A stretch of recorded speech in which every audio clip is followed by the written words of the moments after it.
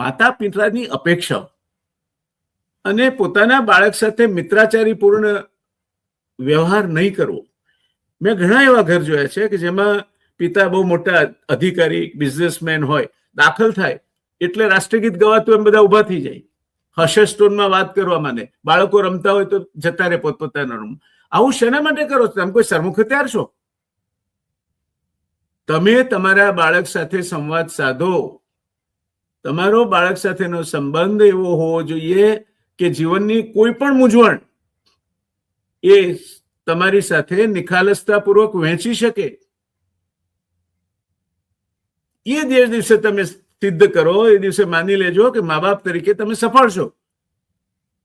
અને નહીં સિદ્ધ કરો અને બાળક પાસેથી અપેક્ષા રાખશો કે 12મા ધોરણમાં 94% માર્ક લાવે, જેઈ એડવાન્સ પાસ કરે, આઈઆઈટીમાં જાય, નીટ પાસ કરે, મેડિકલમાં જાય, વાહિયાત વાત છે.